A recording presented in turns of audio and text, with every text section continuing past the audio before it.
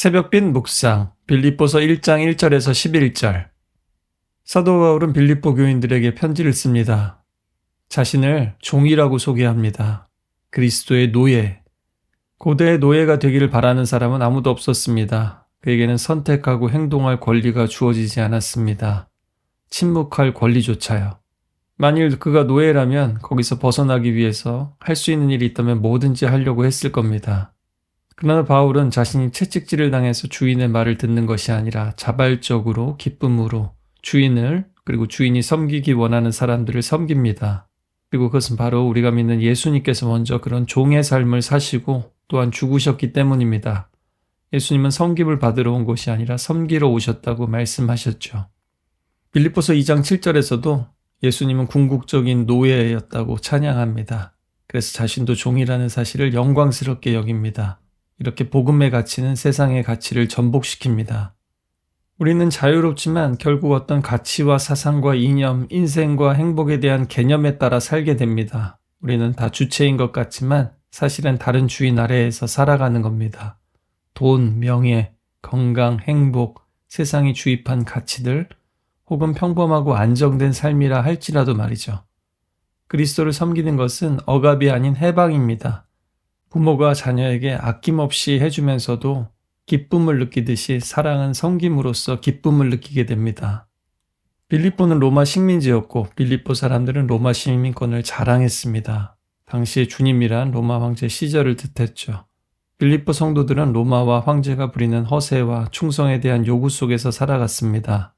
그들은 로마 제국 안에서 빌립보 안에서 살아갔지만 이 세상에서 종이셨던 그리스도께서는 지금 하늘 보좌에 계신 진짜 왕이시기에 그리스도 안에서 하나님의 나라와 통치 안에서 살아간다는 사실을 잊지 말라고 합니다. 그래서 빌립보 안에보다 예수 안에 있는 모든 성도라고 먼저 부르고 있죠.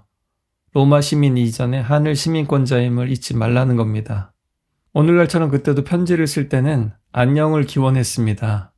바울은 그 전형적인 인사 대신 하나님의 은혜와 히브리 인사인 샬롬의 그리스어로 대신 인사합니다. 은혜라는 말 자체가 사실 전복적입니다. 세상 가치와 상충되니까요. 세상은 노력과 성공, 자기 주도와 자기 PR의 시대니까요. 이 은혜라는 것은 후원자가 베푸는 은혜, 즉 사람이 필요로 한다고 해서 얻을 수 없는 것을 얘기합니다. 은혜는 그냥 과분한 은혜가 아닙니다. 하나님의 원수된 죄인들에게 주신 부당한 은혜입니다. 그저 관용과 사랑을 받은 것이 아니라 애초에 말도 안 되는 은혜를 받은 거죠.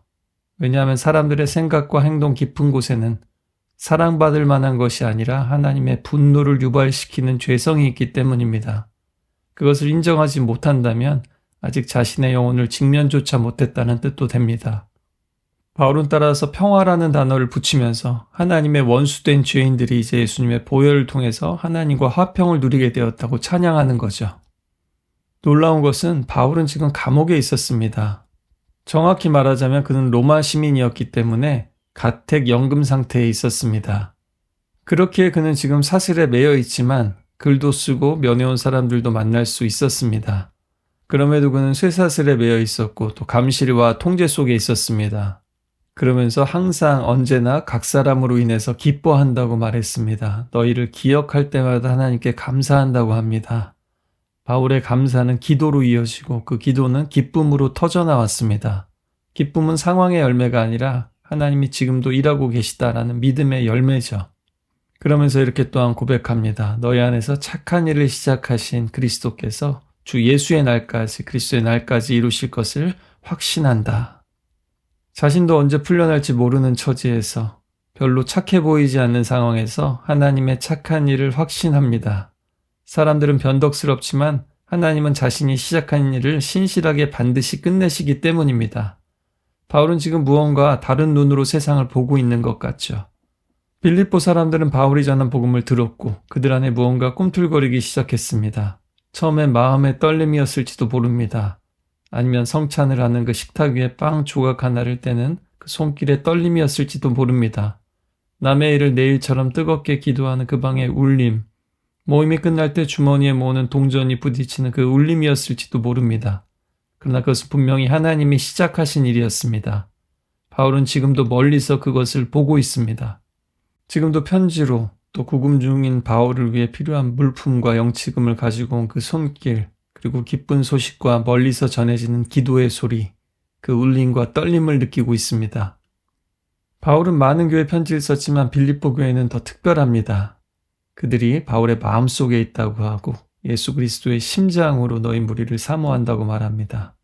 그 이유는 그들이 복음을 위한 일에 참여하고 있기 때문이고 지금도 어려운 상황 속에 고난 가운데 있는 바울과 함께 참여하고 있기 때문입니다.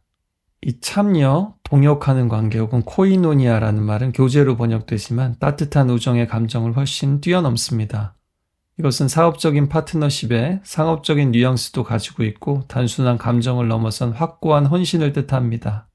우리가 살아가는 세상은 스마트폰 세상, 먹방의 세상입니다. 참여자가 아니라 구경꾼으로 사람들을 만들죠. 그러나 하나님은 참여하고 나누고 맛보라고 세상을 만드시고 우리에게 주셨습니다. 그게 하나님의 사랑입니다. 복음은 단지 믿는 것이 아니라 함께 살아내는 겁니다.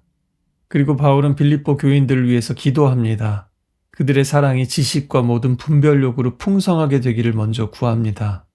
믿음과 소망과 사랑 중에 사랑이 제일이라고 했지만 특히 여기서는 그 사랑 중에서도 지식과 분별력을 가진 사랑을 구합니다.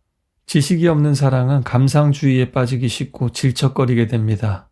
사랑이 없는 지식은 메마르고 큰 기쁨을 줄 수 없습니다. 우리 시대는 감정이 앞서는 시대입니다. 사랑도 신앙도 때로는 너무 즉흥적이고 격정적입니다. 사랑은 알아야 하고 살펴야 하고 기다릴 줄 알아야 합니다. 그래서 분별이 필요하죠. 아이를 사랑한다고 해준 행동이 분별이 없으면 오히려 해를 끼치게 됩니다. 따라서 바울은 이렇게 말합니다. 사랑하되 분별하십시오. 분별하되 사랑하십시오. 이러한 사랑만이 그리스도의 날에 그 비달에 드러날 우리의 삶이 흠없고 순전하게 드러날 것입니다. 또한 10절의 분별함은 하나님의 선하시고 기뻐하시고 온전하신 뜻이 무엇인지 분별하도록 하라는 로마서 말씀과 같습니다. 무엇이 좋고 나쁜지 뿐만 아니라 더 나은 것이 무엇인지 하나님 보시기에 최고로 좋은 것이 무엇인지를 구분하는 능력입니다. 그래서 바울은 빌립보서에서 또한 가장 중요한 것에 집중시키면서 덜 중요하고 부차적인 문제에 정신이 팔리지 않도록 교인들을 환기합니다. 바울은 그저 더 열심히 해라, 더 사랑해라 라는 것이 아니라 더 지혜롭게 선별적으로 사랑하라고 권면하는 겁니다. 진정한 사랑은 타인을 더 깊이 이해하게 만들고 하나님 앞에서 더 책임있게 살아가게 합니다. 다른 말로 하면 복음은 감정뿐만이 아니라 우리의 성품을 빚어냅니다. 사랑은 그저 머무는 것이 아닙니다. 자라나는 겁니다. 우리의 사랑은 하나님의 사랑을 닮아가야 합니다. 우리의 사랑은 예수님의 지혜를 닮아가야 합니다. 그 한없는 은혜와 그 단호함까지 모두 닮아가야 합니다. 그래서 바울이 말하는 의로움이란 단지 일시적인 회개나 감정의 변화가 아니라 사람의 성품을 온전히 변화시키는 열매를 말합니다. 말로만 하는 신앙이 아니라 진짜 회개와 변화, 그리스도를 닮은 성품과 행동, 교회에서 예배만 드리고 감동받고 끝나는 것이 아니라 우리의 말과 행동과 삶 전체가 뒤바뀌는 겁니다. 비록 더딜지라도 반드시 그렇게 되어집니다. 예수님은 우리를 구원하셨을 뿐만 아니라 예수님을 닮게 하십니다.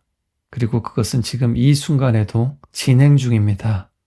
가장 답답할 때 자유로울 수 있고 가장 슬플 때 기뻐할 수 있는 그 비밀, 우리 빌립보서를 통해서 계속 묵상했으면 좋겠습니다. 그리고 옥스포드 한인교회 모든 성도들이 또 한국에서 이 말씀을 듣는 여러분 모두 서로를 기억할 때 감사와 기쁨으로 또 서로를 마음에 품을 뿐만 아니라 그리스도의 심장을 품고 서로 기도할 수 있는 주님의 공동체로 빚어져 가기를 소망합니다.